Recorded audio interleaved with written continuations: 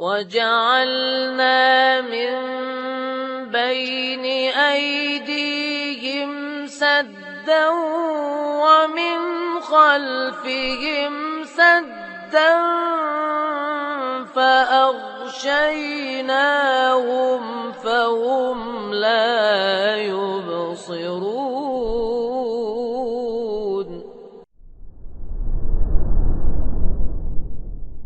Assalamualaikum warahmatullahi wabarakatuh. Innal hamdalillah nahmaduhu wa nasta'inuhu wa nastaghfiruh wa na'udzu billahi min shururi anfusina wa min sayyiati a'malina may yahdihillahu fala mudilla lahu wa may yudlil fala hadiya lahu. Ashhadu an la ilaha illallah wahdahu la sharika lahu wa ashhadu anna Muhammadan 'abduhu wa rasuluhu la nabiyya ba'dah. Qala Allah Ta'ala: Ya ayyuhalladzina amanu ittaqullaha haqqa tuqatih wa la tamutunna illa wa antum muslimun. Ya ayyuhan nasu ittaqu rabbakum alladzi khalaqakum min nafsin wahidah wa khalaqa minha zawjaha wa batha minhuma rijalan katsiran wa nisaa'a. واتقوا الله الذي تساءلون به والأرحام إن الله كان عليكم رقيبا. يا أيها الذين آمنوا اتقوا الله وقولوا قولا سديدا يصلح لكم أعمالكم ويغفر لكم ذنوبكم ومن يطيع الله ورسوله فقد فاز فوزا عظيما. فإن أصدق الحديث كتاب الله وخير الهدي هدي محمد صلى الله عليه وسلم وشر الأمور محدثاتها وكل محدثة بدعة وكل بدعة ضلالة وكل ضلالة في النار. أما بعد. Para umat sekalian rahimani wa rahimakumullah, terutama sekali di bulan Ramadan ini, di antara amalan yang terbesar adalah segala amalan berkaitan dengan Al-Quran, mulai dari membacanya, tilawah, mengulang hafalan atau menghafal, atau mempelajari hal-hal yang berkaitan dengan Al-Quran.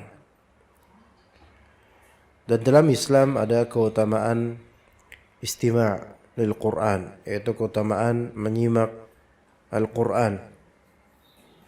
Dan tentu begitu pula dengan menyimak apa yang terkandung dari Al-Quran, dari tafsirnya, kisahnya, sababun nuzulnya, dan seterusnya. Maka umat sekalian rahimakumullah, sebelum kita masuk ke dalam tema tafsir surat Al-Ma'idah insyaallah ta'ala, yaitu kisah tentang dua putra Adam, ayat ke 27 hingga mungkin 31 atau 32. Sebelum memasuki tafsir ayat-ayat tersebut, sebagai penyegaran dan juga pengasasan, akan kita sebutkan 4 keutamaan. 4 keutamaan mendengarkan Al-Quran. 4 keutamaan menyimak atau mendengarkan Al-Quran, dan termasuk di dalamnya yaitu mendengar kajian atau hadis atau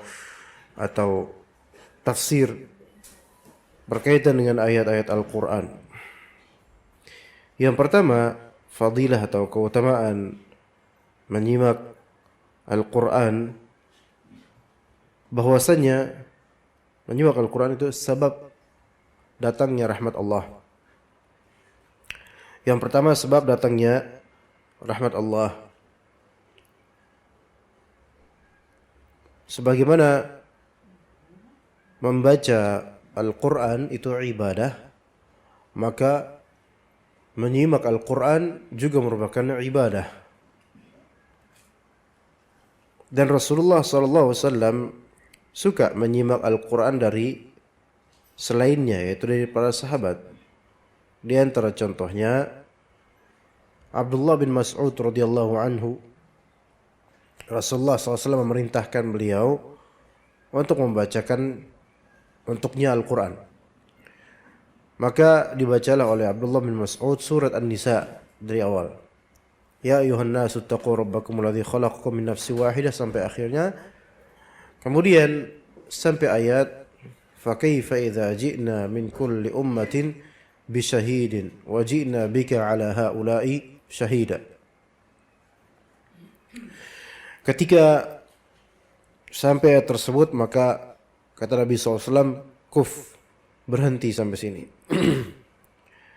Maka Abdullah bin Mas'ud kemudian berhenti dan menoleh menengadahkan kepalanya kepada Rasulullah, dan Abdullah bin Mas'ud melihat kedua mata Rasulullah SAW sudah berlinang dengan air mata.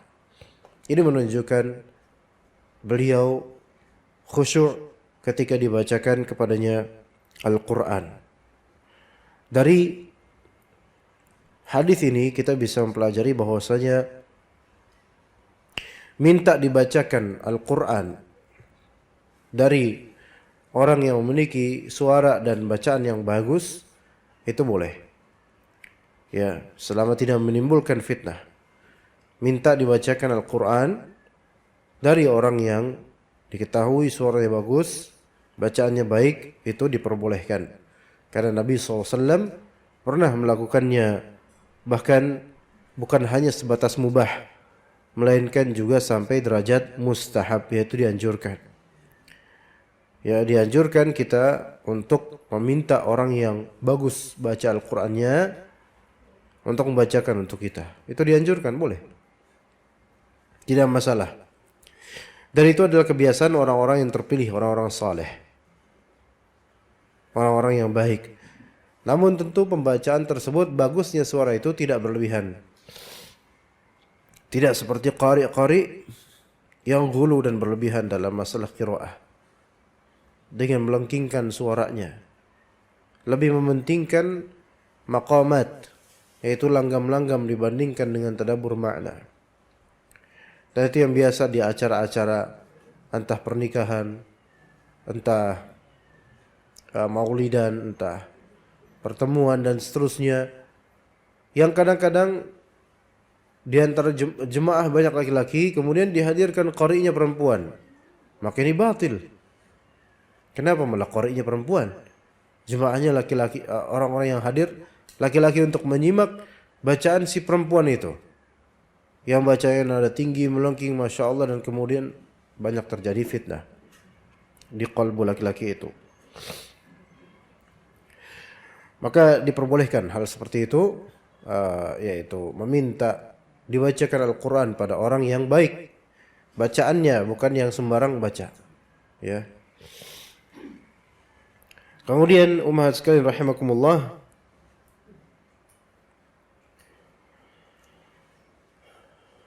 kekhusyuan yang rahmat dari Allah Azza wa Jalla yang turun untuk orang-orang yang menyimak Al-Quran itu tampak dalam tuma'ninah dan kekhusyuan mereka, dalam tenangnya mereka, itu sangat tampak. Namun kekhusyuan itu tentu bukan kekhusyuan yang sifatnya bid'ah. Ya, contoh sebagaimana yang tadi kita singgung, masalah qari yang melengking atau mereka mutakhassis dalam qiraah, spesialis qari atau qari'ah. Yang ajaibnya kalau zaman sekarang itu, ketika disebut qari atau qari'ah, maka itu adalah mereka yang mampu membaca Al-Quran dengan nada tinggi dan langgam demi langgam. Padahal boleh jadi sejatinya mereka bukan qari. Mereka tidak membaca dengan baik. Dan mungkin sebagian dari mereka hanya riya, atau dibentuk oleh pesantrennya hanya untuk pembaca saja, tidak pentadabbur. Yang nadanya melengking kemudian membuat sensasi nikmat di pendengaran orang-orang yang mendengar. Dan setelah ayat selesai, kemudian ada cetusan dari jemaah Allah seperti itu. Misalnya kalau saya bilang, misalnya saya baca dengan nada yang tinggi sekali, ya, Fadzakir in nafa'atiz dzikra. Ditambah kemudian oleh jemaah, Allah, ini kebid'ahan. Ini tidak ada dalam Islam ini. Dibuat-buat oleh orang-orang berdasarkan seolah-olah itu adalah kekhusyuan. Kekhusyuan sejati itu bukan kebid'ahan. Tapi kekhusyuan yang dibuat-buat tidak ada contohnya dari salaf saleh. Maka dan bahkan kadang terkesan main-main. Maka yang seperti ini bukanlah kekhusyuan, bahkan ini adalah suatu kebid'ahan dan kadang-kadang berupa istihza, yaitu celaan atau ejekan terhadap agama Allah dan Al-Quran. Maka hindari bid'ah yang seperti ini. Ketika orang baca Al-Quran kemudian kita tercetus di kalbu kita sensasi akan langkingan suaranya, tinggi nadanya, dan setelah selesai dia menuntaskan ayatnya kita bilang Allah, gitu. Apa maksudnya? Dari mana sumbernya hal-hal seperti ini? Nggak ada sumbernya. Bahkan membaca dengan cara melengking tinggi sampai derajat tinggi sekali sampai teriak-teriak, yang sepertinya juga tidak ada sahabat seperti itu, nggak ada. Ya, maka hindari yang seperti ini. Ini tidak akan mendatangkan rahmat. Ya, melainkan ini kebid'ahan yang Allah Ta'ala murkai. Dan di antara dalil yang menunjukkan bahwa saya menyimak Al-Quran itu mendatangkan rahmat Allah Azza wa Jalla, yaitu ayat Al-A'raf 204. Kata Allah Azza wa Jalla, wa idza quri'a al-Qur'anu fastami'u lahu wa ansitu la'allakum turhamun. Wa idza quri'a al-Qur'an, dan ketika dibacakan Al-Quran, ya, maka fastami'u lahu, hendaklah kalian istima', yaitu menyimak. Jadi istima' itu beda dengan sama', ya. Jadi ada sami'a yasma'u dan istama'a yastami'u. Sami'a yasma'u itu mendengar. Kalau istama'a yastami'u itu menyimak dengan seksama. Dan Al-Quran ini jangan kita jadikan cuman dengaran saja, tapi dengarkan dengan seksama.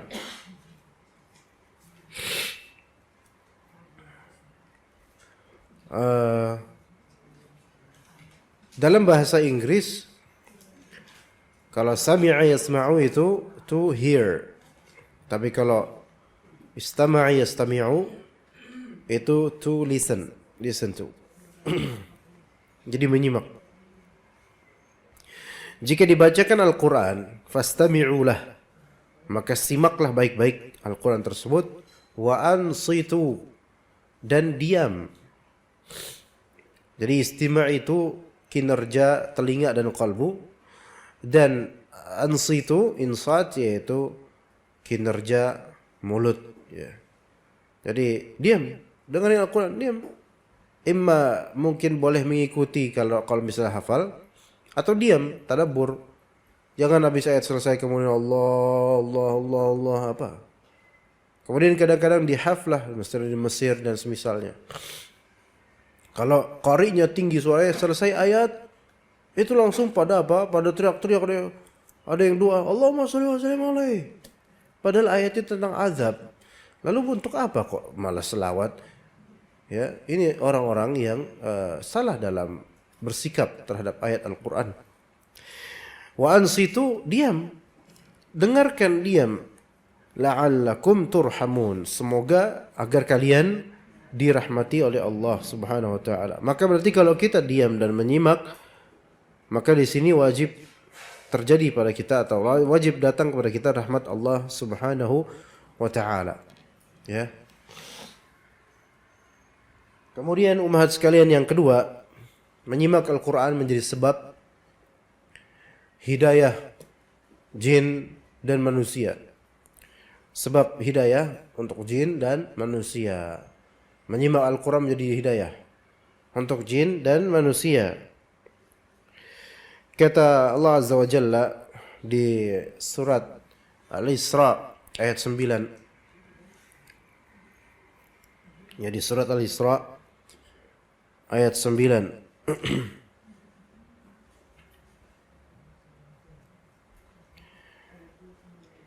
Ayat 9. Ya. Ayat 29 juga boleh Bu, kalau Ibu mau terserah ya. Tapi saya kan ngasih tahu ayat 9. Ya.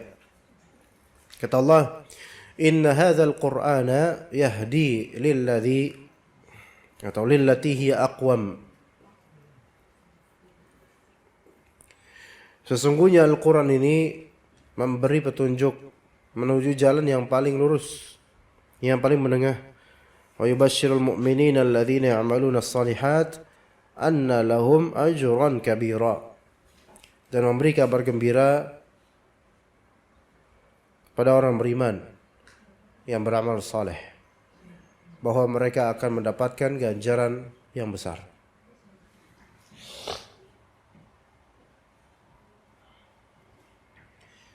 Jadi Al-Quran ini menyimaknya menjadi sebab mendapatkan hidayah, baik jin maupun manusia. Begitu juga misal di surat Al-Ahqaf, ya. Di surat Al-Ahqaf ayat ke 29. Nah ini baru 29 Bu, ya. Tapi kalau Ibu sekarang mau 9 juga nggak apa-apa, ya.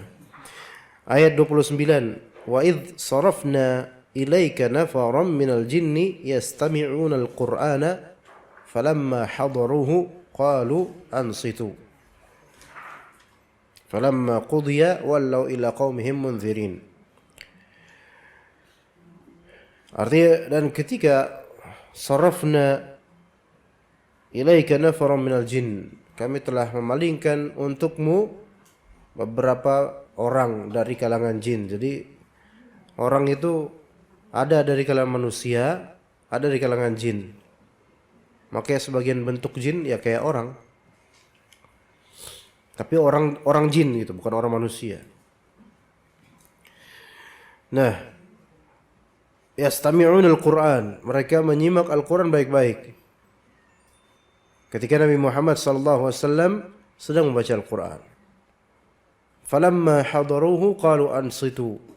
Ketika mereka hadir di majelis tersebut, yaitu ketika Rasulullah duduk dan mereka hadir menyimak, mereka saling berkata, ansitu, diam. Jin aja mereka diam ketika ada yang baca Quran. Nabi Muhammad baca Quran, diam. Dengerin. Ya. Falamma qudiya wallaw ila qaumihim munzirin. Pas selesai Rasulullah baca Quran, mereka pun dapat hidayah, masuk Islam, dan kemudian mereka kembali ke kaumnya untuk memberikan peringatan, langsung dakwah mereka. Tapi ini beda ya, untuk jin dan manusia ya. Kalau manusia itu belajar dulu, ya. Jin adalah alam lain yang Allah lebih tahu, kok bisa langsung dakwah kayak gitu, ya wallahu alam. Kalau kita jangan dulu lah, baru dengar nyimak Al-Quran langsung jadi mubaligh, ya nggak bisa, ya harus belajar dulu. Itu dia antara contohnya bahwasanya mendengar Al-Quran bisa mendatangkan hidayah. Yang ketiga, menyimak Al-Quran sebab kekhusyuan hati dan tangisan mata.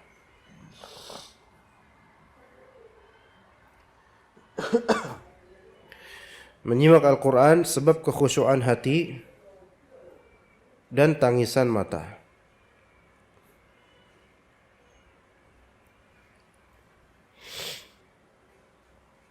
Ini sebagaimana juga hadis yang tadi saya sampaikan di awal tentang Rasulullah SAW memerintahkan Abdullah bin Mas'ud radhiyallahu anhu untuk apa? Untuk membacakan padanya Al-Quran.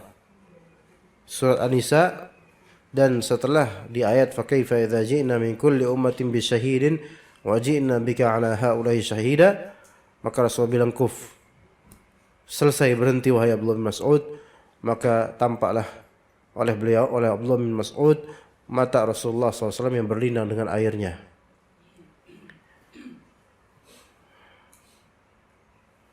Dan sebagian dari orang atau kita ketika menyimak Al-Quran, terlebih dengan suara yang sangat baik, tajwid yang tertib, dan waqaf yang sesuai, dan hafalan atau bacaan yang memang bagus. Apalagi ditambah ketika kita faham akan ayat yang dibacakan, maka akan membuat kalbu kita khusyuk. Kemudian mata kita berlinang. Karena Allah, bukan karena lainnya, ya. Karena Allah. Maka siapa yang melakukan hal seperti itu, maka kalbunya melembut karena Allah Azza wa Jalla. Dan ini disebutkan juga oleh para ulama, ya, dan kita enggak membahas lebih lanjut karena takut kepanjangan dalam muqaddimah. Kemudian yang keempat,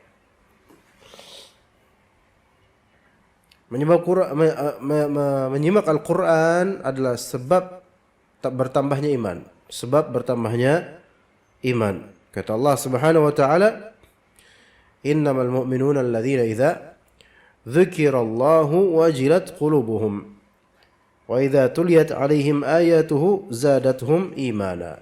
Surat Al-Anfal ayat kedua. Innamal mu'minun, sesungguhnya orang-orang mukminun, alladzina idza dzukirallah, kalau disebut Allah Ta'ala terhadapnya, wajilat qulubuhum, qalbunya itu bergejolak.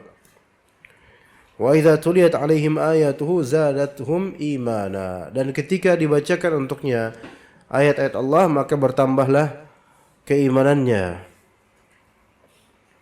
Maka menyimak Al-Quran menjadi sebab bertambahnya iman. Iman makin meningkat. Yang tadinya lesu, banyak maksiat, maka ketika banyak menyimak Al-Quran, mulai kemudian terobati dengan bertambahnya iman. Maka di antara fadilah, di antara hal yang baik juga, agar rumah itu juga dibacakan atau di setel, ya, Al-Quran padanya. Ya, tapi lebih afdal tentu penghuninya yang membaca Al-Quran. Jangan mencukupkan yang penting di setel Al-Quran, pakai MP3 dah, selesai dah, sampai kita mati juga tetap aja di setel pokoknya. Lebih afdal kita yang menghidupkan. Tapi ya itu juga baik juga di setel Al-Quran. Cuma ketika kita di rumah berarti kita simak itu Al-Quran. Dengerin. Walaupun ibu-ibu sambil nyuci piring boleh selama tidak terlalu sibuk pikirannya. Iya. Kalau sibuk pikirannya nggak boleh kita sambil baca, sambil menyimak Al-Quran, karena Al-Quran didengar dan dipikirkan, ditadaburi. Misalnya sambil ngisi TTS baca dengerin Al-Quran, nggak bakal bisa ini. Iya, orang otak lagi sibuk, ya nggak bisa. Sambil main game nggak bisa, karena main game membutuhkan kinerja otak. Tapi kalau cuci piring perlu nggak jemaah umat? Perlu otak nggak? Nggak perlu. Orang nggak punya otak pun bisa insya Allah nyuci piring. Ya, jadi insya Allah itu pekerjaan yang biasa. Seperti nyetrika, ya bisa dengerin Al-Quran. Iya, daripada dengerin gosip, mendingan nyimak Al-Quran atau tafsirnya. Dan mungkin aja ini yang lagi live streaming, dengerin kajian saya live streaming, mungkin ada yang lagi nyuci piring, nyetrika, mungkin aja. Ya, itu nggak apa-apa insya Allah. Baik, kita mulai dari surat Al-Maidah ayat ke-27.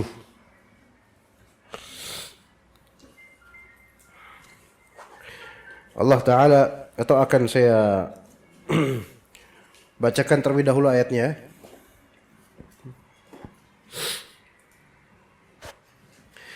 A'udzu billahi minasy syaithanir rajim. Bismillahirrahmanirrahim. واتل عليهم نبأ ابني آدم إذ قربا قربانا فتقبل من أحدهما ولم يتقبل من الآخر قال لأقتلنك قال إنما يتقبل الله من المتقين لئن بسطت إلي يدك لتقتلني ما أنا بباسط يدي إليك لأقتلك إني أخاف الله رب العالمين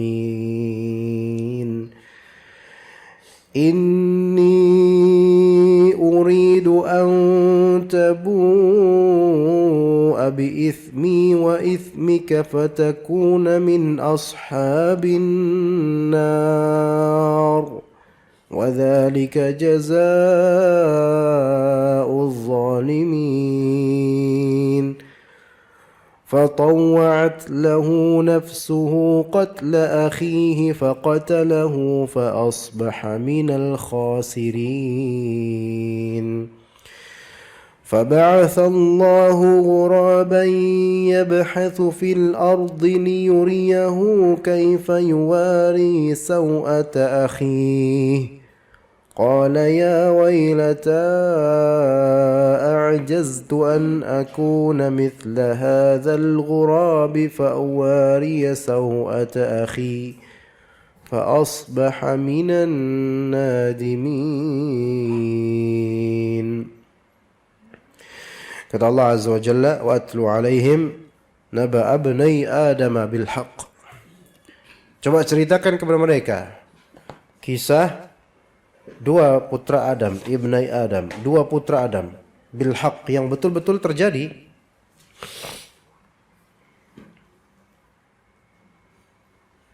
Ya, yang betul-betul terjadi, tidak ada kedustaan, tidak ada pertambahan pengurangan dalam kisah-kisah ini. Karena Allah Ta'ala berfirman di ayat lainnya, inna hadza lahuwal qasasul haq. Sesungguhnya ini adalah cerita yang benar, cerita tentang Maryam dan seterusnya, benar semua. Ya, kemudian juga di ayat lain, nahnu naqussu 'alaika naba'ahum bil haqq. Kami menceritakan kepadamu cerita tentang mereka itu dengan benar. Maksudnya tidak ada kedustaan, maka ini bantah untuk sebagian orang liberal. Beberapa individu liberal di Indonesia ini ada yang mengatakan bahwa kisah-kisah Al-Quran itu hanyalah permisalan yang hakikatnya tidak ada. A'udzubillah min dzalik. Maka orang ini telah kufur kepada Allah Azza wa Jalla, kufur terhadap Al-Quran dan keluar dari Islam. Karena menganggap sama seperti anggapan orang-orang musyrikun yang mereka mengatakan qalu asatirul awwalin. Ini Al-Quran isinya dongeng-dongeng orang terdahulu. Ya. Maka yang seperti itu kufur kepada Allah Azza wa Jalla. Kita wajib mengimani apa yang ada di dalam Al-Quran dari kisah dan hukumnya. Maka di sini ada dua putra Adam. Dua putra Adam. Yang ketika itu ada empat anak. Nabi Adam alaihissalam ada empat anak. Ya, sekali keluar, apa bahasanya keluar itu, melahirkan, itu laki dan perempuan kembar, tauam. Kemudian berikutnya keluar lagi kembar, laki dan perempuan. Jadi ada empat anak, dua gitu. Yang kakaknya, yang atasnya, yaitu Qabil. Qabil ini dengan satu perempuan. Ya, barengan keluarnya. Kemudian adiknya nanti Habil dengan adanya anak perempuan juga. Nah, Qabil dan Habil berarti ada kakak. Ingat bahwasanya nama Qabil dan Habil tidak ada dalam Al-Quran, tidak ada dalam As-Sunnah. Nama Qabil dan Habil itu didapat dari riwayat-riwayat Israiliyat yang termaktub di kitab-kitab tafsir. Ya, jadi dalam Al-Quran dan As-Sunnah tidak ada nama putra Adam itu Qabil dan Habil, tidak.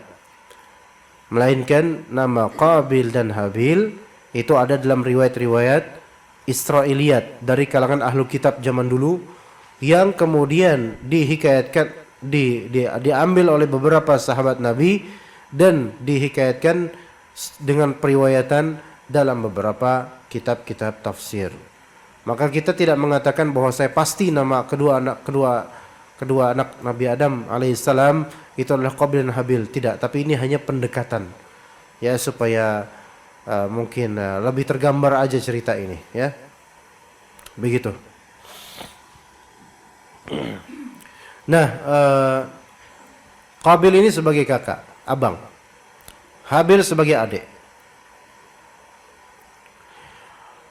Qabil itu berpapasan kelahirannya bersama dengan saudarinya, kembarnya, dan si saudarinya ini cantik. Adapun Habil bersamaan dengan saudari kembarnya yang damimah, yaitu ya begitulah ya. Mau dibilang jelek nggak enak juga, tapi ya begitulah. Tidak cantik lah gitu ya. Nah, ini juga dokumentasi ini juga sebenarnya dari Israiliyat. Ya. Israiliyat juga. Nah, Qabil itu sahibu zara'. Sedangkan Habil sahibu dira'. Apa maksudnya? Qabil itu memiliki pertanian. Bidangnya pertanian. Habil bidangnya peternakan. Ya. Jadi sejak zaman itu pertanian dan peternakan ada, tapi ya sederhana. Semua ini saya ingatkan kembali, semua ini kisah Israiliyat yang termaktub dalam kitab-kitab, di antaranya kitab tafsir Tabari, tafsir lainnya, dan yang saya pakai tafsir Ibnu Katsir, ya. Yang saya pakai tafsir Ibnu Katsir. Jadi Qabil itu bidangnya apa, Bu? Pertanian. Kalau Habil bidangnya ya peternakan. Kalau ibu lebih milih mana, Bu? Mau punya pertanian atau peternakan, Bu? Dua-duanya ya. Masya Allah. Iya, memang mengkompromikan menjamak dua lebih baik daripada satu. Baik. Kemudian Qabil yang lebih tua itu punya saudari kembar, maksudnya saudari satu lettingan lahiran, itu lebih cantik lah dibandingkan kembarannya Habil. Ya. Maka di sini Habil karena laki-laki ya pengen nikah, tapi kan nggak akan dapetin perempuan lain. Coba ketika itu nggak ada lagi keluarga lain, maka udahlah Habil pengen nikah sama siapa ya, Pak? Kembarnya Qabil. Namun Qabil nggak terima ya. Maka dia bilang, Qabil bilang, hiya ukhti, wulidat ma'i, dia itu saudariku, aku dilahirkan bersama dia. Ya, wa hiya ahsanu min ukhtik, dia lebih cantik daripada saudarimu wahai Habil. Wa ana haqqu an atazawwaja biha, akulah yang lebih berhak untuk nikah sama saudariku itu. Ya, karena di syariat ketika itu diperbolehkan menikah dengan saudara sendiri, karena bagaimana mungkin nikah sama siapa coba? Ya itu dong udah yang available aja, ya.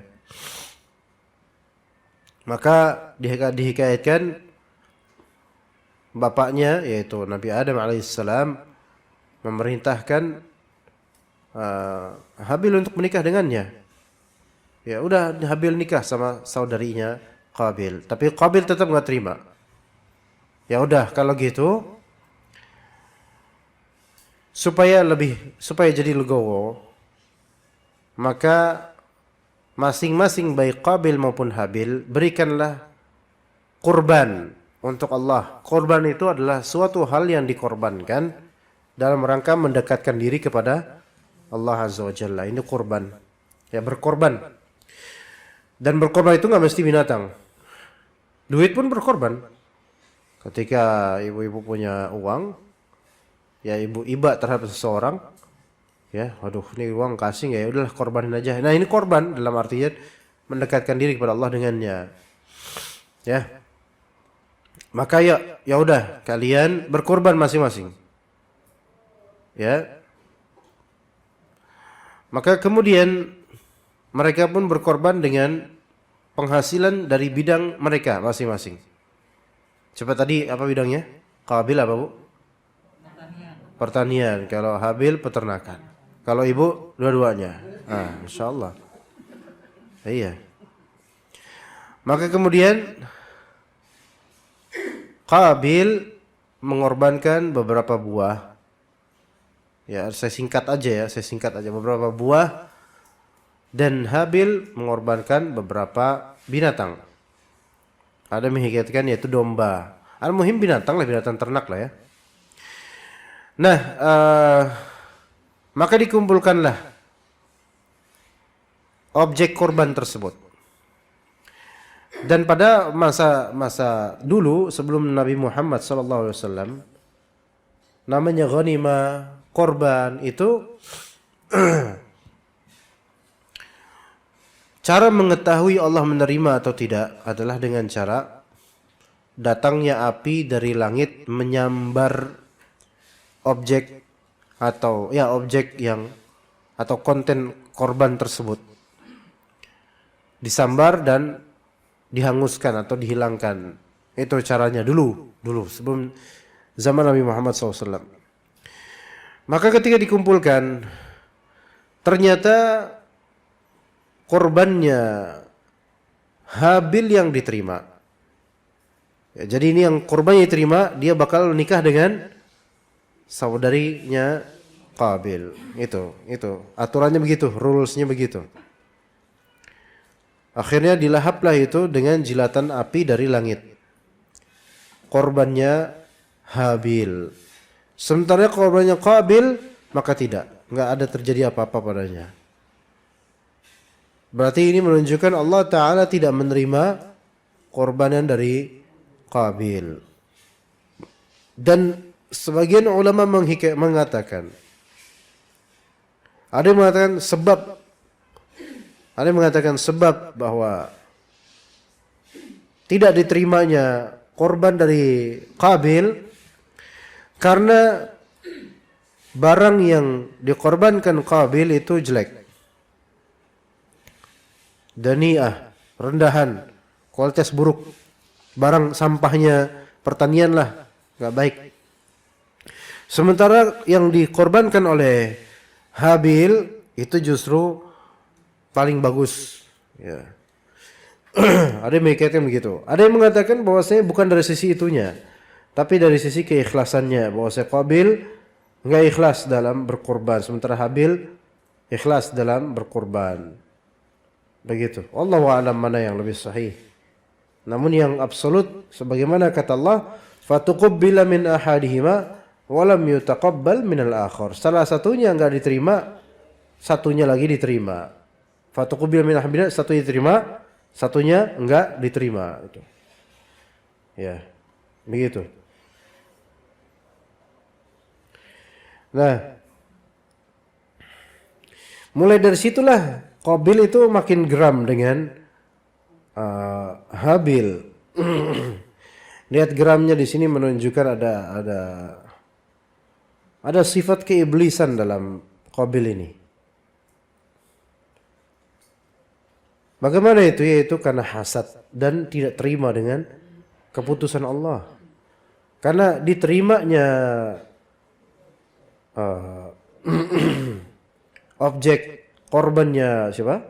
Habil, itu kan keputusan Allah. Maka dia nggak terima. Si Qabil nggak terima. Ya.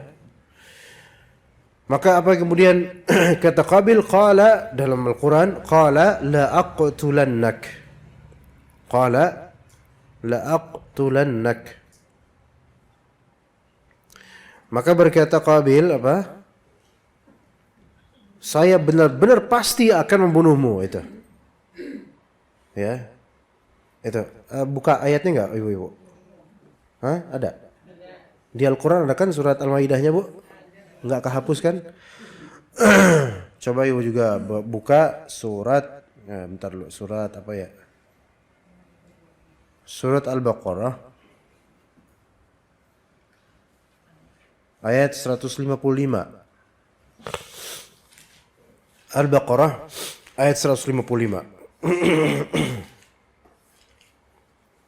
Ini saya agak pilek ini bukan karena Covid ya, Bu, tenang aja, Bu ya. Karena tadi tidur kena AC terus jadi agak kedinginan saya. Enggak. Kesegeran malah saya sekarang nih.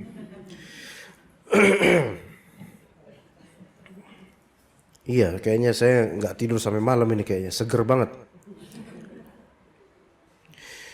Iya. Habis bangun tidur enak banget tadi, Masya Allah.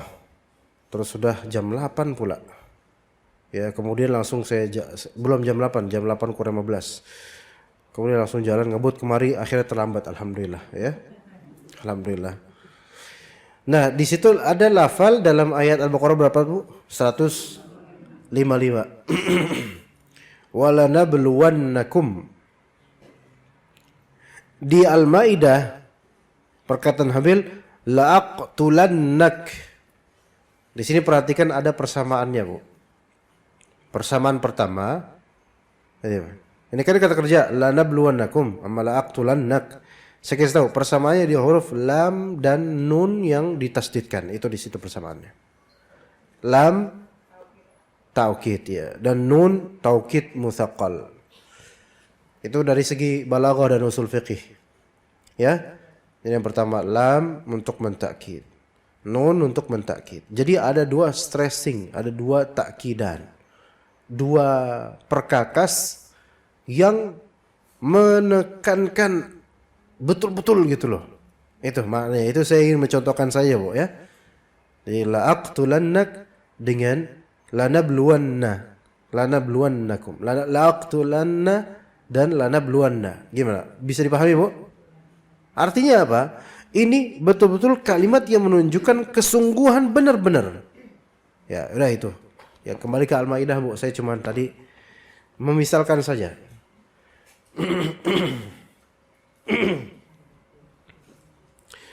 Ya. Jadi ini menunjukkan kesungguhan Qabil, tapi kesungguhannya itu tidak sehat. Kesungguhannya ingin mencelakai saudaranya sendiri. Sebabnya apa, jemaah? Sebabnya apa, Ummahat? Sebabnya apa? 1, hasad. 2, tidak terima dengan keputusan Allah. Dan 3 ya sombong. Hasad, sombong, tidak terima keputusan Allah. Dan itu karakter iblis.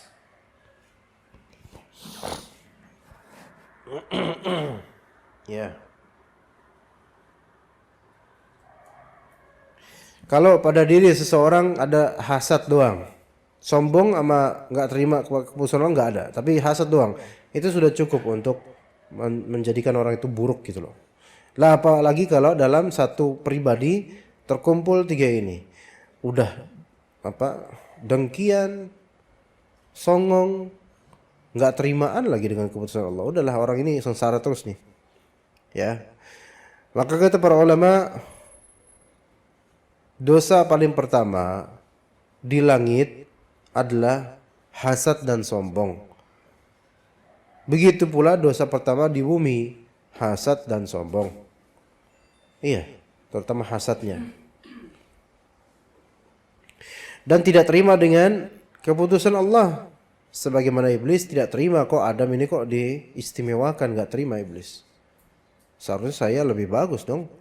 Ana khairu minhu, khalaqtani min nar wa khalaqtahu min tin. Engkau wahai Allah telah menciptakan saya dari api, dia dari tanah. Bagusan saya. Nah, ini sombong. Ya. Nah, begitu, dan Qabil merasa lebih berhak untuk bisa menikah dengan saudarinya. Kalau memang riwayat Israiliyat ini benar, gara-gara masalah pernikahan, maka ini menunjukkan ya tabiat manusia yang dalam persaingan untuk menikah itu ya kadang terjadi yang seperti ini. Benar nggak, Bu? Kadang-kadang malah sampai santet menyantet. Ya. Nggak bisa ya gagal dukun bertindak cinta ditolak, dukun bertindak. Masya Allah. Solusinya dukun. Nauzubillah min dzalik. Padahal cinta ditolak, stok masih banyak. Kan masih banyak. Ya, insya Allah masih banyak pilihan. Iya. Jadi jangan udah ditolak ya udahlah, cari yang lain yang insya Allah lebih afdal. Baik, kemudian kata Habil, Habil merespon, innama yataqabbalullahu minal muttaqin. Lihat ketika Qabil mengancam, tak pateni sisan. Saya matikan kamu, saya bunuh kamu nanti. Ingat sebelumnya itu belum pernah terjadi pembunuhan loh. Tapi kok Qabil itu udah punya inspirasi untuk membunuh gitu loh. Ini menunjukkan ya, berarti kreator terhadap kejahatan ini tuh iya dia. Ya Qabil itu. Makanya kata Nabi SAW, tidaklah ada pembunuhan di muka bumi ini melainkan Qabil itu juga ada saham di situ. Karena dialah yang pertama kali melakukan pembunuhan. Baik, apa respon Habil? Dengan tenang dan hilm, dia bilang, innama yataqabbalullahu minal muttaqin. Wahai Qabil, kata Habil, sesungguhnya Allah itu menerima dari orang-orang yang bertakwa dalam berkorban. Itu. Jadi Habil itu enggak memancing dan enggak mengompori, memprovokasi. Tahu ini Qabil ini saudaranya udah mulai manas, saya bunuh kamu. Enggak kemudian ayo sok kalau berani, enggak kayak gitu. Ayo sok sia kalau berani, ayo. Ayo kemari sia. Ya. Enggak ngomong gitu. Enggak ada sia-siaan ketika itu, belum ada. Sunda Empire belum ada ketika itu. Maka kemudian kata Habil, innama yataqabbalullahu minal muttaqin. Dan ini kaidah yang sangat besar. Allah hanya menerima amalan jika ada ketakwaan padanya. Kalau amalan tersebut tidak didasari ketakwaan, Allah tidak terima, dan Allah Maha tahu kok siapa orang yang bertakwa, siapa yang enggak. Kadang-kadang kita dituduh riya, dituduh pamer, dituduh begini-begini. Tapi kalau emang kita berusaha untuk ikhlas, maka Allah lebih tahu. Jadi apalah arti penilaian orang-orang yang negatif kalau memang di sisi Allah kita itu baik. Jadi yang terpenting adalah pandangan Allah, ya. Begitu, innama yataqabbalullahu minal muttaqin. Dan ini Habil tidak bermaksud merekomendasikan diri. Oh, saya itu diterima karena saya bertakwa loh, bukan gitu. Tapi Habil bilang dengan kaidah, sesungguhnya Allah Ta'ala menerima dari yang bertakwa.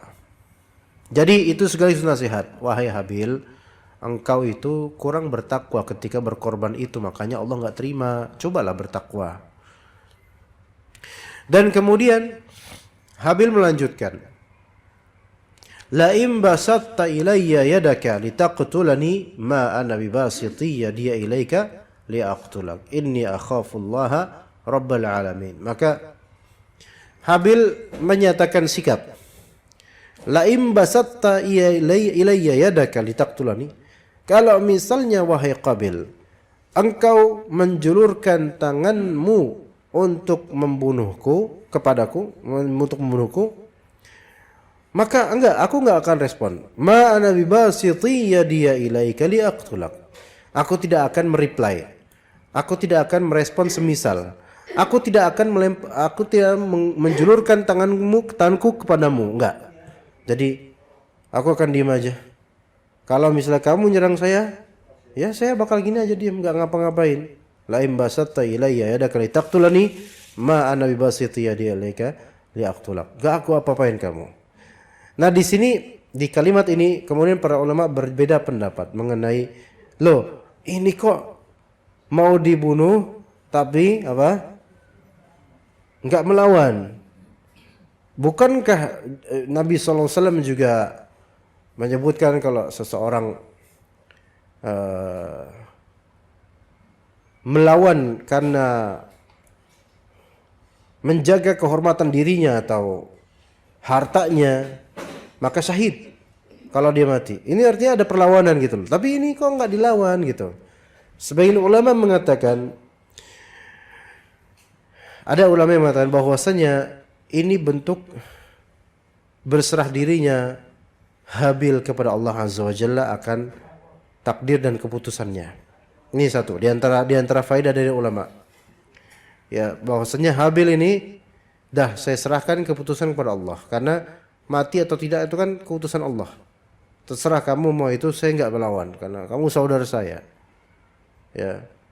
Atau ada juga ulama yang mengatakan bahwasanya ketika itu di syariat ketika itu diperbolehkan bagi seseorang yang terancam nyawanya untuk tidak melawan, boleh. Melainkan udah dia serahkan aja, saya mati pun enggak apa-apa, bukan mati konyol. Karena dalam syariat tersebut Dalam syariat Nabi Adam ketika itu tidak masalah untuk tidak melawan orang yang membunuh kita atau mengancam untuk membunuh kita.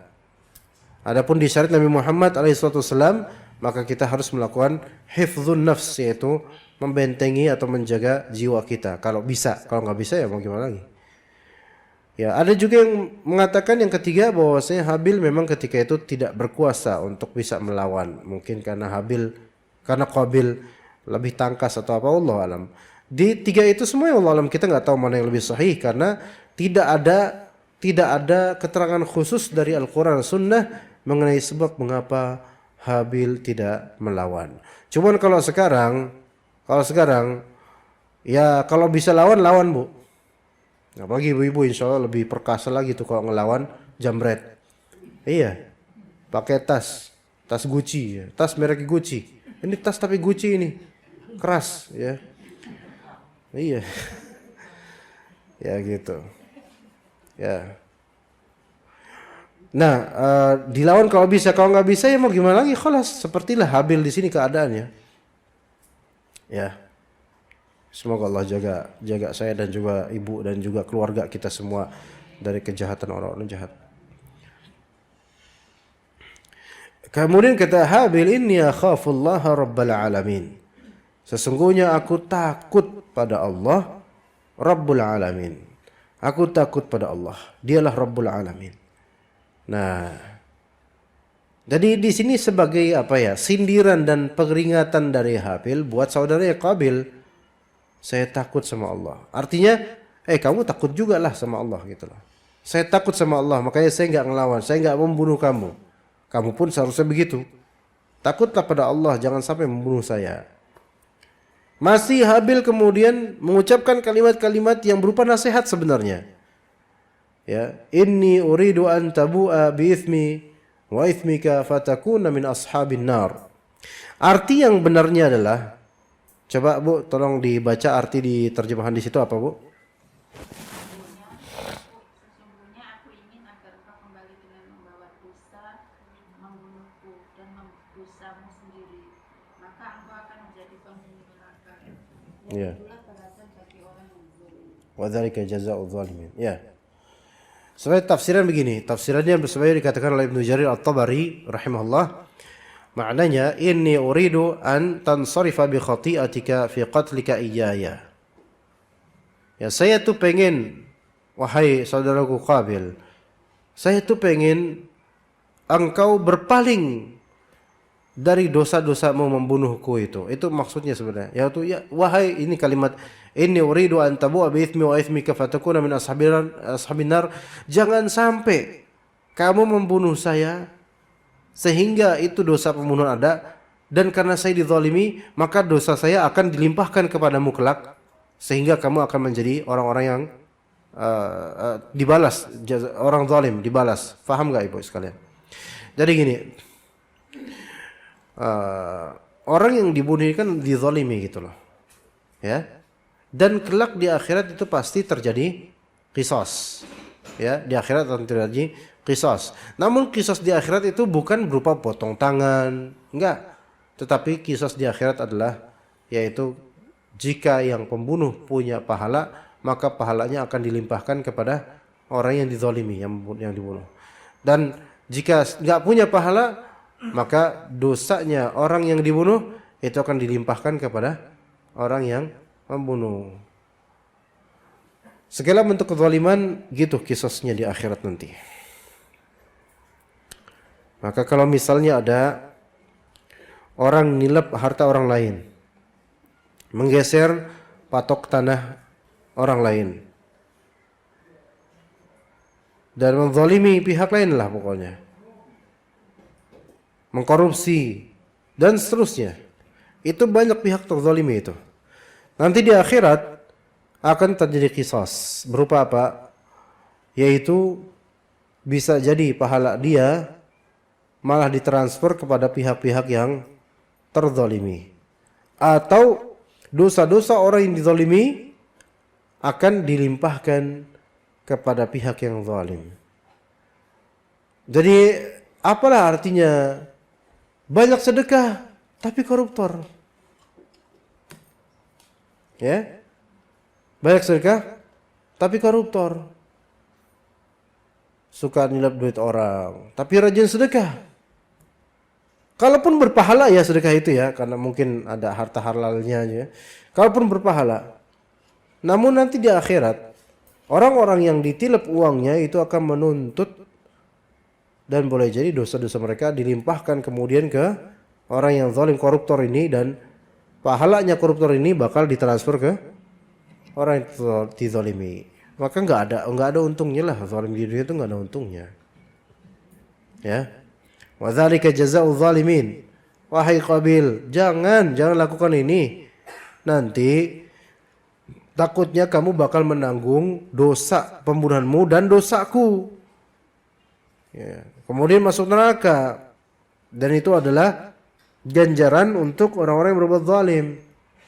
Tapi khalas, Qabil udah bulat tekad. Ya, bahasa kitanya apa? Bulat tekad. Fatawwa'at lahu nafsuhu qatla akhihi faqatalah. Maka nafsnya itu, jiwanya udah betul-betul bulat tekadnya itu untuk membunuh saudaranya sendiri. Faqatalah, maka dibunuhlah oleh Qabil. Para ulama berbeda pendapat mengenai kaifiyah atau tata cara pembunuhannya. Ada yang bilang ngebunuhnya dilempar pakai batu, dirajam pakai batu kepalanya.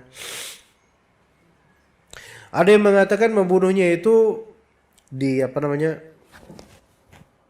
dipres dikeretek. Apaan tuh? Diapain Bu ya? Digituin lah pokoknya ya. Gimana ya? Jadi palanya ini batu besar. Nah, ini kan gini, dia disuruh ditindih, terus habis itu nanti bagian sini diginin pakai batu gitu loh. Digituin, ya itu digituin. Nah. Ya kan udah saya jabarin tadi. Ya digituin lah. Ada yang cara lain, tapi ketika itu memang tidak ada cara membunuh. Qabil sendiri asli nggak tahu gimana membunuh, karena belum ada contoh semisal sebelumnya pembunuhan.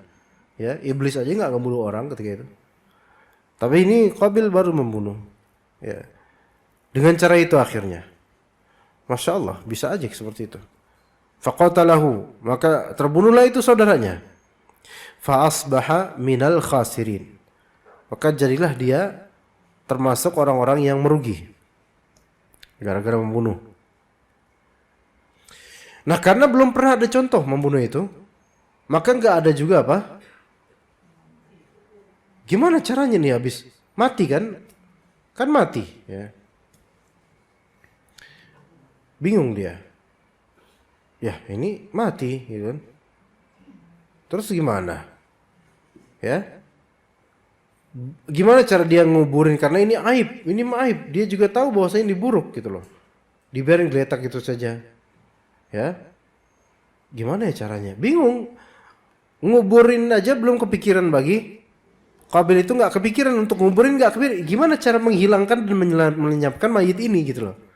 Itu sampai saking belum ada contohnya sebelumnya, sampai nggak kepikiran buat ngubur. Kalau kita kan karena udah banyak contohnya ya kita kepikiran mayit ya dikubur gitu kan ya.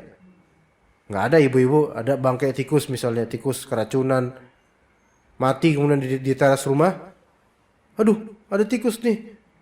Gimana cara melenyapkannya? Bingung, kemudian dikubur aja. Oh, astagfirullah, ya dikubur, baru kepikiran. Nggak ada kayak gitu.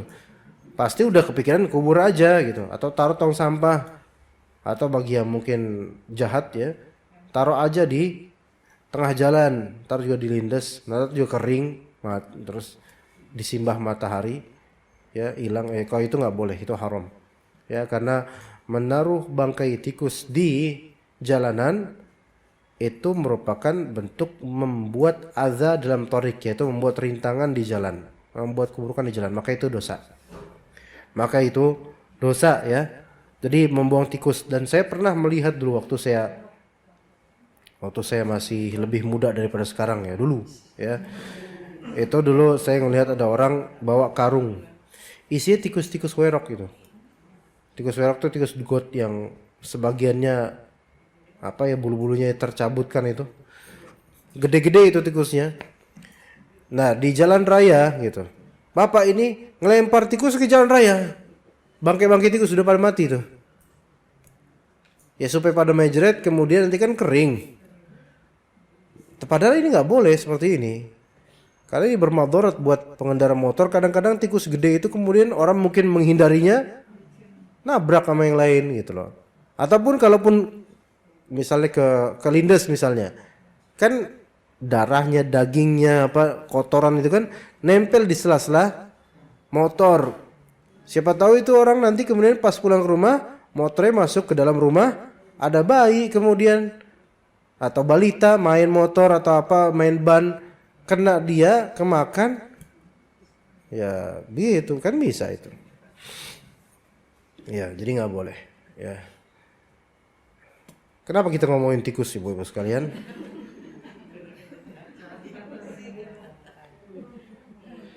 Maka bingung itu si Qabil bingung harus ngapain ya. Maka lihat di sini, walaupun jahat ini orang, tetapi Allah Subhanahu wa taala Maha bijaksana. Kata Allah, "Faba'atsallahu ghuraban yabhathu fil ardi liyuriyahu kaifa yuwari sawata akhi." Maka Allah taala kemudian ba'atsallahu ghuraba, mengutus seekor burung gagak ya. Ghurab, burung gagak. Dan ternyata burung gagak ini membawa saudaranya yang mati ya. Burung gagak juga. Ya, mencari-cari tanah yang bisa dikerok-kerok untuk digali ya, supaya bisa masuk ke dalamnya saudaranya, yaitu burung gagak lainnya yang telah mati. Ya. Maka kemudian fabathal ghuraba yabhathu fil ardi liyuriyahu kaifa yuri sawata akhi. Qala, maka Qabil ketika melihat peristiwa itu, ya wailata. Ya. Baru saya tatap tuh langsung mati dia. Nah, dia lanjutkan istiqamah di sana. Qala ya wailata a'jaztu an akuna mithla hadzal ghurab fa uwariya sawata akhi. Dah celaka aku. Atau bahasa kita tuh apa ya? Bukan gawat, gimana bahasa apa ya? Ya sial apa ya, gimana? Ya gitulah, terserah ibu pokoknya apa ya, pokoknya gitu, aduhai gitu. Gitulah pokoknya. Aduh gimana sih saya gitu kan. A'jaztu an akuna mithla hadzal ghurab. Kok saya enggak bisa seperti burung gagak ini? Masa enggak kepikiran fawariya sawata akhi, enggak kepikiran gimana caranya untuk menutupi keburukan saudaraku itu, yaitu mayitnya bangkai saudaraku ini. Enggak kepikirannya baru dari ghurab tersebut. Fa asbaha minan nadimin, maka dia termasuk orang menyesal. Di terjemahan apa artinya fa asbaha minan nadimin? Nah, taib. Ulama berselisih pendapat mengenai menyesal di sini. Dia termasuk orang-orang menyesal. Menyesal apa? Salah di antara ulama yang mengatakan yaitu bahwasanya Qabil ini menyesal telah membunuh saudaranya. Ada pendapat itu satu. Pendapat kedua, Qabil ini menyesal karena udah ngebunuh tapi enggak bisa ngubur. Ya. Dan ternyata pendapat yang kedua itu lebih benar. Qabil itu tidak menyesali dia telah membunuh, tapi dia menyesali kok saya nggak ngerti gimana caranya ngubur gitu loh. Gitu saking jeleknya tabiatnya. Ya seperti itu umat sekalian. Itu ayat berapa itu? Iya, berarti kita sampai situ insyaallah. Fa asbaha minan nadimin, ya. Nah, dari sini juga ada faedah di ayat yang terakhir ini, bahwa manusia itu belajar dari semesta alam dengan izin Allah. dan Allah yang mengizinkannya belajar dari semesta, dari ya misalnya pesawat, dari burung gitu kan. Kemudian apalagi teknologi lainnya. Ada dulu mobil kodok, dari kodok itu apa gimana? Bukan ya? Namanya aja mirip aja bentuknya ya, kayak kodok ya. Mobil kijang misalnya, apa dari kijang atau gimana tuh? Enggak juga. Iya, al-muhim lah pokoknya gitu. Ya manusia itu kadang dari fenomena alam dia belajar. Ya, tapi sayangnya manusia mempelajarinya bukan untuk kebaikan, tapi untuk keburukan dan tidak menyesal terhadap keburukan yang dia lakukan. Taib, untuk materi materi kita cukup sampai sini insyaallah. Ya. Wassallallahu ala nabiyina Muhammad wa ala alihi wa sahbihi ajma'in. Ada pertanyaan Ibu-ibu sekalian? Tidak ada? Silakan, Bu. Mengenai pembunuhan antara Qabil dan Habil ini kan disebabkan oleh kecantikan wanita, Ustaz. Kenapa dalam awal pertama kehidupan itu wanita menjadi sebab untuk membunuh seseorang, bukan harta, bukan yang lain, Ustaz. Terus yang kedua mengenai Ya. gagak menggugurkan si Habil itu, seberapa besarnya? Kalau melihat cerita itu kan tingginya Nabi Adam waktu itu berapa depan gitu, jadi kalau Habil itu kan kira-kira juga panjang banget. Iya. Lalu gagaknya itu seberapa besarnya? Oh ya. Ya, yang pertama terima kasih Bu Cahini. Yang pertama apa tuh, Bu? Oh, kenapa wanita menjadi? Pertama begini. Ini riwayat Israiliyat. Jadi kita tidak memastikan bahwasanya seperti itu ceritanya, gitu loh. Nabi SAW mengatakan hadithu an Bani Israil wala haraj. Silakan kalian cerita, kisahkan apa-apa tentang Bani Israil, yaitu tentang apa yang diriwayatkan oleh Bani Israil. Tidak masalah. Tetapi jangan 100% dibenarkan dan tidak pula kita dustakan. Nah, itu ya. Jadi itu yang pertama dulu. Jadi nggak mesti ceritanya begitu. Wallahu alam ya. Itu yang pertama. Kedua, kalaupun ia memang begitu, maka hikmahnya adalah bahwasanya ketika itu harta itu belum menjadi sesuatu yang besar, karena manusia itu masih sedikit. Ya, manusia itu masih sedikit. Dan harta itu kan terhasilkan ketika manusia itu makin banyak, Bu. Ya kan? Kayak kita dagang, kenapa semakin banyak hartanya? Karena banyak manusia yang membeli gitu loh. Iya, coba kalau yang beli cuman kakak sama adik doang, ya segitu-gitu aja paling hartanya. Tapi kan karena banyak orang yang membeli, jadi hartanya banyak. Banyak orang yang order atau konsumsi, maka banyak gitu kan. Kayak begitu. Jadi dengan banyaknya manusia, maka harta tuh dan dagangan atau perniagaan makin berlimpah. Ya. Jadi konteksnya ketika itu memang bukan konteks yang cocok untuk banyaknya harta. Ya. Coba sekarang Ramadan.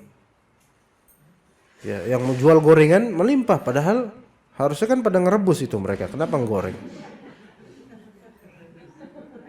Iya, ikutilah saran dari sesepuh yang semoga cepat-cepat selesai.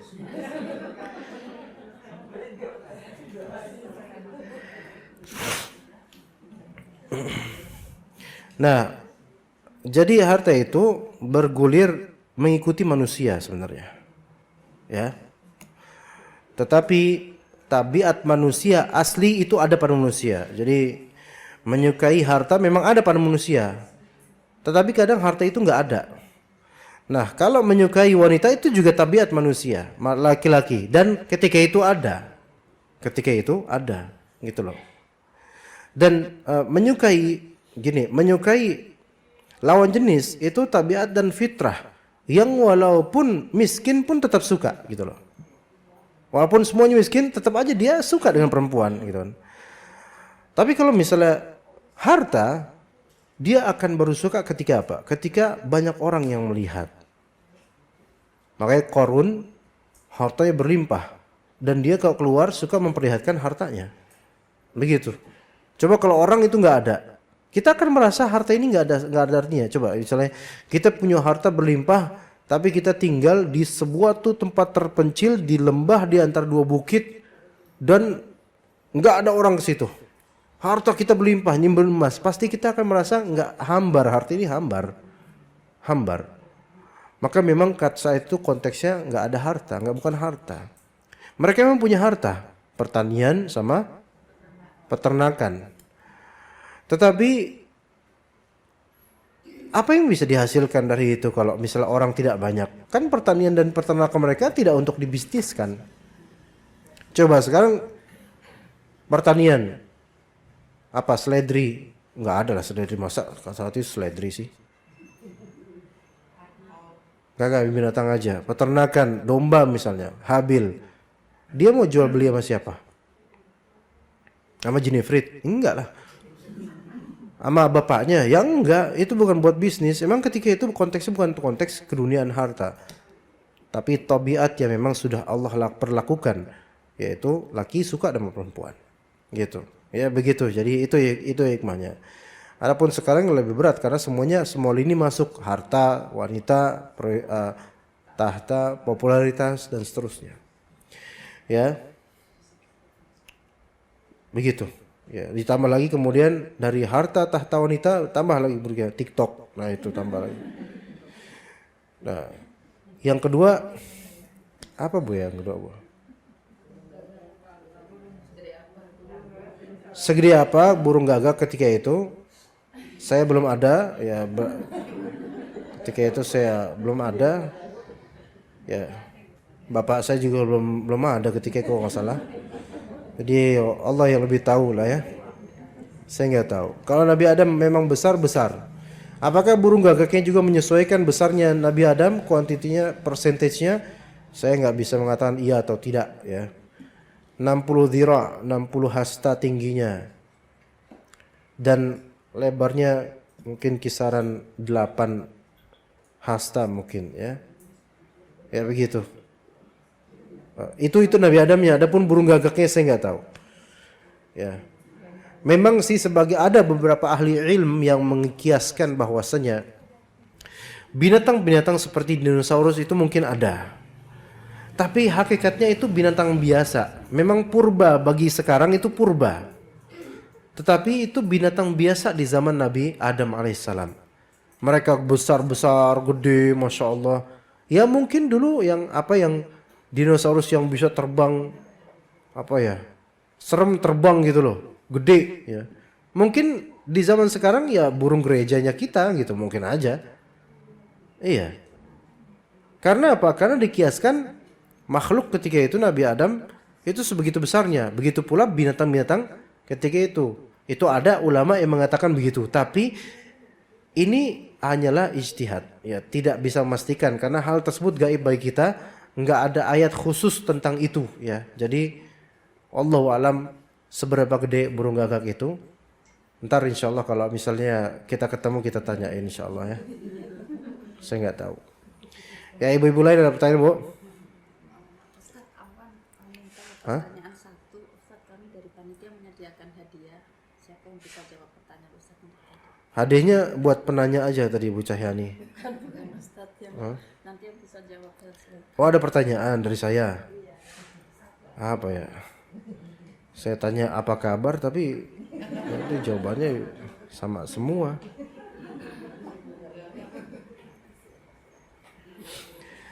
Gini aja, Ibu siapa yang mau ngacung tangan Bu? Mau saya tanya dengan pertanyaan sangat sulit Bu. Ya silakan. Enggak sulit. Gampang kok. Ya berkaitan dengan pelajaran kok. Saya nggak nanya tentang hal lain. Minyak goreng berapa harganya, saya nggak nanya kayak gini. Silakan Ibu, fadhol, siapa yang mau? Atau saya tampilkan dulu pertanyaannya. Iya. Pertanyaannya adalah apa kira-kira yang mau saya tanyakan? Ayo silakan.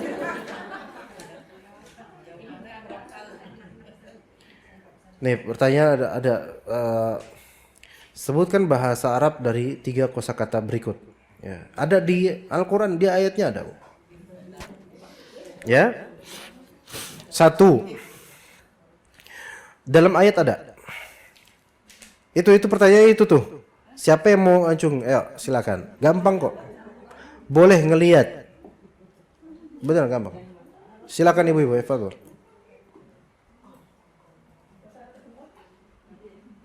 Ayo siapa?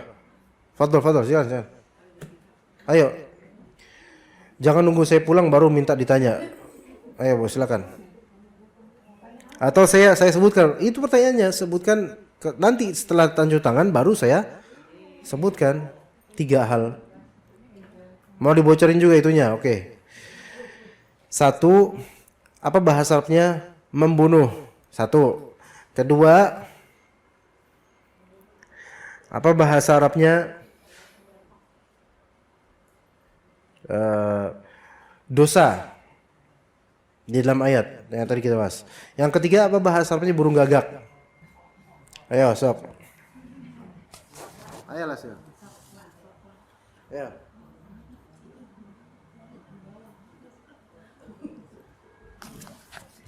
Yang pertama membunuh, apa bahasa Arabnya? Yang kedua dosa, bahasa Arabnya apa? Yang ketiga burung gagak, dosanya apa bahasa Arabnya? Burung gagak. Gak usah di Google, di ayat aja itu kan ada di ayatnya, Bu. Itu semua ada di ayat itu yang tadi kita bahas. Kalau di Google malah susah lagi, Bu. Enggak, dijawab, diacung tangan dulu yang Bu. Ya, silakan, Bu. Hah? Aturat. Aktulak boleh, qatala boleh, qatala boleh. Oke, 1 itu. Kemudian yang kedua dosa. Apa? Ithm, ya, bagus. Kemudian yang ketiga burung gagak. Ghurab, ya, bukan ghuraba nanti tuba lil ghuraba, beruntunglah para burung gagak. Enggak, bukan itu. Ya, ghurab. Ya, ahsan, bagus. Berarti beliaulah yang mendapatkan hadiah. Selesai, Bu, ya? Mau nanya juga, berarti hadiahnya hilang kalau nanya. Silakan, Ibu.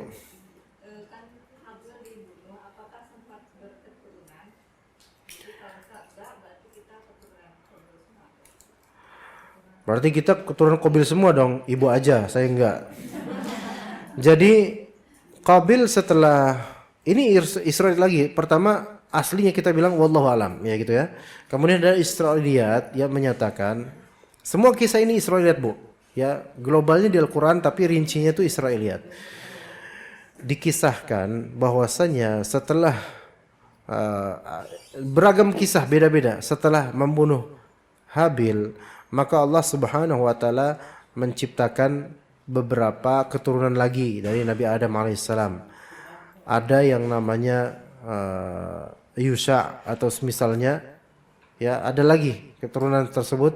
Ada laki-laki lain, ya, keturunan Nabi Adam alaihissalam selain dari Qabil. Jadi ada lagi tuh nanti anak laki-laki lahir lagi habis itu. Nah, dan Qabil itu tidak atau diharamkan dari menikah, nggak bisa menikah. Sehingga keturunannya selain Qabil, ya. Jadi Qabil nggak punya keturunan. Tapi anak putra lain yang Allah berikan kemudian putra berikutnya yang punya keturunan. Bahkan dalam Israel lainnya sampai anaknya Nabi Adam alaihissalam itu setelah 4 itu mati wafat 1, setelah itu berentet ada lagi kemudian anak-anaknya lahir lagi gitu. Jadi bukan hanya 2 putra Adam saja ketika itu. Habis itu nanti ada lagi. Begitu. Jadi keturunan lainnya, anak-anak lainnya yang menggantikan kemudian. Nah, nanti kan kemudian ada Nabi Idris, terus kemudian nanti Nabi Nuh alaihissalam. Nah, pas Nabi Nuh ini kemudian hampir semua manusia mati setelah itu karena tenggelam. Kecuali Nabi Nuh beserta beberapa pengikutnya yang sedikit sekali. Ya. Nah, nanti ketika sudah sampai udah aman, sudah hilang surut banjir, sebumi ini banjir ketika itu. Mati semua orang kecuali yang ada di kapal itu. Maka setelah itu dihikayatkan beberapa para pengikutnya Nabi Nuh ini wafat. Enggak ada keturunan karena wafat. Kemudian Nabi Nuh alaihissalam menikah dengan perempuan lain yang salah satu pengikutnya dan akhirnya punya keturunan. Jadi kita semua ini keturunan Nabi, minimal 2 Nabi, yaitu Nabi Adam dan Nabi Nuh alaihissalam. Kecuali ibu keturunan dari Qabil. Enggak, bercanda Bu ya. Bercanda Bu, jangan dimasukin hati Bu ya. Ya seperti itu ya. Jadi begitu. Jadi kita bukan keturunan Qabil Bu, bukan. Alhamdulillah bukan. Ya, wallahu a'lam. Cukup insyaallah? Ya, jazakumullahu khaira atas kehadiran para ummahat sekalian di majelis yang mulia ini. Semoga Allah taala berkati usia kita dan ilmu kita. Kita tutup wassallallahu ala nabiyina Muhammad wa ala alihi wa sahbihi ajma'in. Subhanakallahumma bihamdika asyhadu an la ilaha illa anta astaghfiruka wa atubu ilaik. Wassalamu alaikum warahmatullahi wabarakatuh.